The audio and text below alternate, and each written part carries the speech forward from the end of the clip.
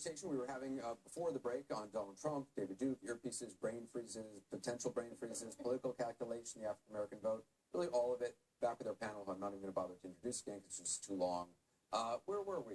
Besides everybody talking at once. We're at Super Monday, about to go into Super Tuesday. Okay. I mean, if you look at we're laughing because we're having a good conversation. And it's an important conversation, and there are some disagreements. But if you just step back and look at the big picture, I mean, by not that far after this time tomorrow night, 24 plus 3 or 4 hours, we could be looking at the inevitability of Donald Trump. Now, people will still fight that. People will still argue against that. But he could win all 11 states tomorrow. It's more likely that Ted Cruz wins Texas and Donald Trump is favored in the other 10.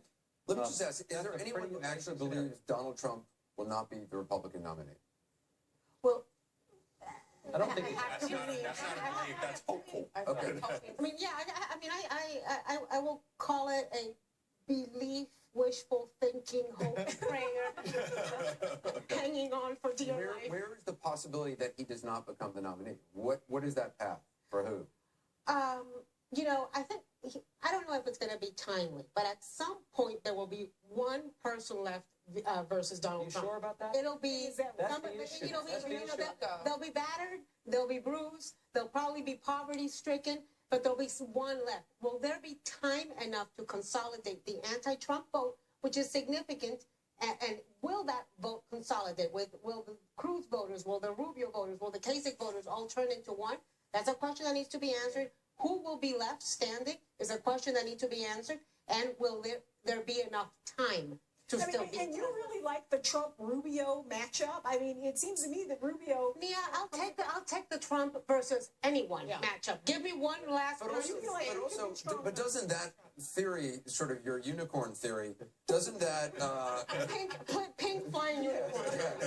Sort of my pretty pony unicorn theory. Doesn't that... the idea is that if Cruz drops out, all those votes go to Rubio, which is not what's going to happen. You're going to have some of those Cruz votes going to Donald Trump. That's what I'm saying. That's one of the questions that needs to be answered is, will those all consolidate? Okay, Gloria has another theory. Although you didn't raise your hand saying you didn't think it was going to be nominee, but you can do a theory. Second unicorn theory Okay. is that, and there are two campaigns now talking about it, which is this contested convention, which is that nobody gets out. I mean, you just spoke with John Kasich.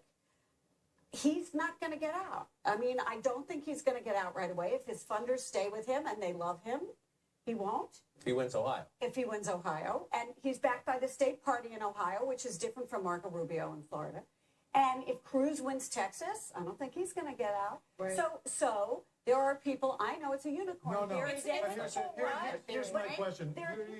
I think your unicorn leaves you on the horns of a dilemma. Wait a minute, I want to finish it. Okay. I want to finish the unicorn All right, theory, go ahead. which is that you go to a convention, he doesn't get the requisite number of delegates. You have a first ballot in which everyone is bound, and then on the second ballot, all hell. This is like a double rainbow and a unicorn. No question of that. And by the way, it deteriorates into blows. Let's accept this unicorn theory for a second. Oh, yeah. What happens to a political party who takes its front runner, who's won almost enough delegates to get nominated, and you say to his supporters, we are throwing your votes out, and we're going to substitute our judgment.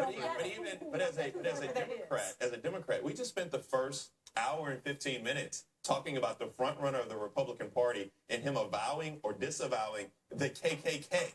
I mean, that is the level of political discourse that we're having in this country on the Republican side. And Marco Rubio, who is a complete superstar, who any Democrat will tell you they really don't want to run against in November, if they're being honest with themselves, is being reduced to having to talk about hands and having to talk about who peed on who. I mean, this is the conversation that we're having on the Going to the convention and all hell breaks loose, we'll sit back. By the way, but just I was going to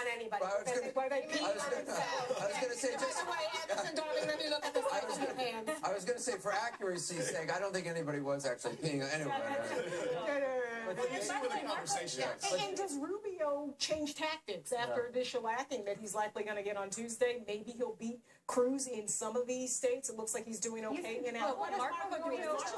Marco's turning this into a two-man race, right? The only thing we've been talking about, we rarely... There's still 5 guys on the ballot. We rarely talked about Ted Cruz or John Kasich in the last few days. Marco has, taken a page out of Donald Trump's book and said things that are really outrageous. I think it's a double-edged sword. On the one hand, yes, he's getting the media narrative. Yes, he's getting the attention. Yes, he's turning it into a two-man fight. On the other hand, he's turning off a lot of people. I think it emphasizes his youth. Yeah. I think that a lot of people are used to a very optimistic Marco Rubio who speaks in poetic prose about the exceptionalism of America. And, you know, hearing him talk about But Kaylee raised a point earlier, which I think is an important one to emphasize, and it goes to what Bakari was saying, is that Bakari was saying this, you know, KKK, we've had this narrative. We've had this narrative, and the media has, and you know, those who are opposed to Donald Trump have had it. But Trump supporters, this is not a discussion it seems like they're having. They feel they know who this candidate is. They know what's in his heart. They know what's in his head, and they know what's in what he, you know, hopes to do as president. And I think it's important to look at each of these elections we've had. Nearly 60, pushing 70% of the vote has gone to outsider candidates, and I include Ted Cruz among that. Ted Cruz and Donald Trump are the two candidates receiving very few endorsements, which I think in this electoral cycle, with this temperature in the nation, that is a good thing, because Rubio's consolidating the congressmen, he's consolidating the governors, but it makes him look like a Washington insider in an election that's about being an outsider. We're going to leave it there. I want to thank our panel. Just ahead, another item in addition to the David Duke story, a white nationalist group making robocalls supporting Donald Trump, saying, among other things, the white race is dying out because we're afraid to be called racist. The Trump campaign says it knows nothing about this group. Up next, Drew Griffin investigates why they're throwing their support behind Trump.